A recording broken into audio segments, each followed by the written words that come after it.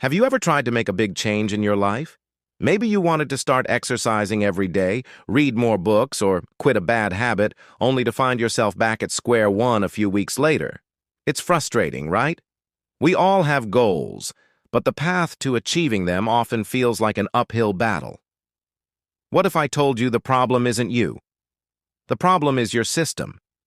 Today we're diving deep into one of the most practical and life-changing books I've ever read, Atomic Habits by James Clear. This book completely changed my perspective on how habits are formed and, more importantly, how we can design them to work for us, not against us. Clear argues that the key to remarkable results isn't about making massive, earth-shattering changes. It's about making tiny 1% improvements every single day. These small changes, like atoms, are the building blocks of incredible outcomes. Think about it. If you get just 1% better each day for a year, you'll end up 37 times better by the time you're done. Conversely, if you get 1% worse each day, you'll decline nearly down to zero. That's the power of compounding, and it applies directly to our habits. So how do we actually do this? James Clear breaks it down into a simple 4-step framework: cue, craving, response, and reward. To build a good habit, we need to make it obvious, attractive, easy, and satisfying. Let's break down each one. First, make it obvious. The cue is what triggers your habit. If you want to start a new habit, you need to make the cue as obvious as possible. A powerful technique for this is called habit stacking. Instead of saying, "I'll meditate more," you link your new habit to an existing one. For example, after I pour my morning coffee, I will meditate for 1 minute. Your existing habit, pouring coffee, becomes the trigger for the new one. You can also design your environment for success. Want to read more? Leave a book on your pillow. Want to eat healthier? Put fruit in a bowl on the counter, not hidden in the fridge. By making the cues for your good habits visible, you make them unavoidable. The second law is to make it attractive. If a habit isn't appealing, you won't feel motivated to do it. Our brains are wired to seek pleasure and rewards. We can use this to our advantage through a strategy called temptation bundling. This is where you pair an action you want to do with an action you need to do. For instance, I will only listen to my favorite podcast while I'm exercising. Or, I can only watch my favorite Netflix show after I've done my 15 minutes of language practice. By linking a craving to a necessary habit, you make the habit itself more attractive. You start looking forward to it because it's associated with something you enjoy. Third, make it easy. This might be the most important rule of all. We are naturally drawn to the path of least resistance. The more friction there is between you and a habit, the less likely you are to do it. The solution? The 2-minute rule. When you start a new habit, it should take less than 2 minutes to do. Read before bed becomes read 1 page. Go for a run becomes put on my running shoes. The goal isn't to achieve a massive result on day 1, it's to master the art of showing up. Anyone can put on their running shoes or read 1 page.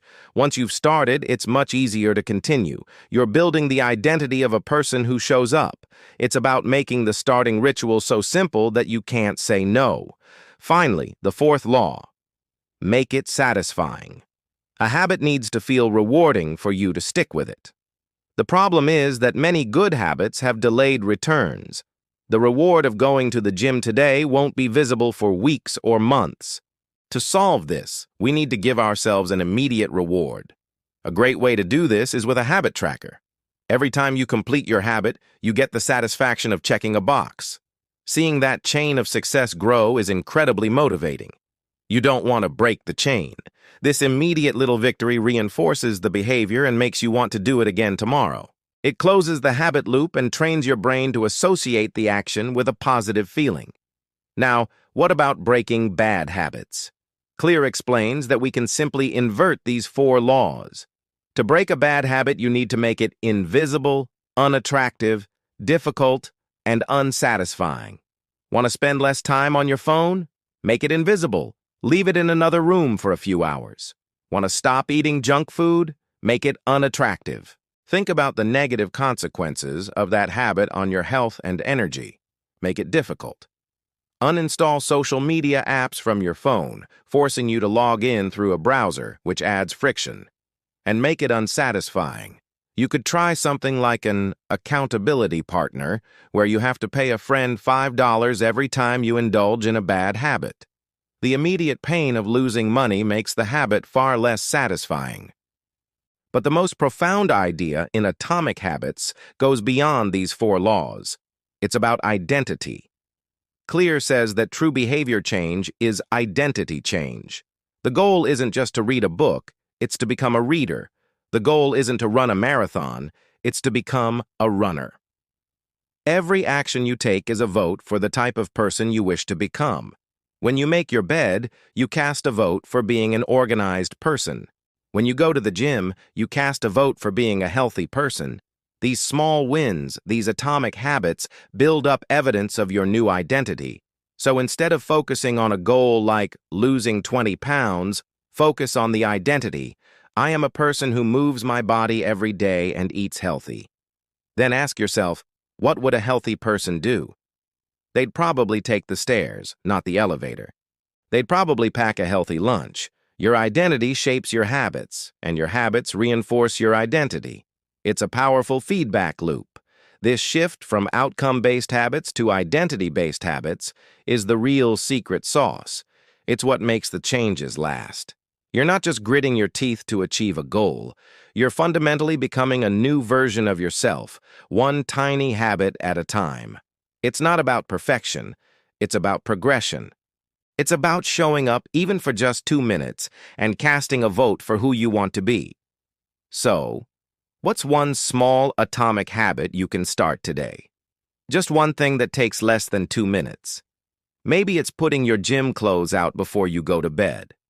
Maybe it's writing one sentence in a journal.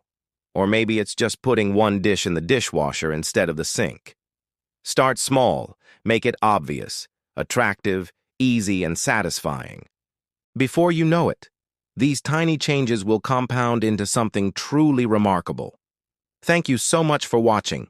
I hope this summary of Atomic Habits has given you some practical tools to start building a better life. If you found this helpful, please hit that like button and subscribe for more content that helps you grow. I'd love to hear in the comments what atomic habit you're going to start. See you in the next video.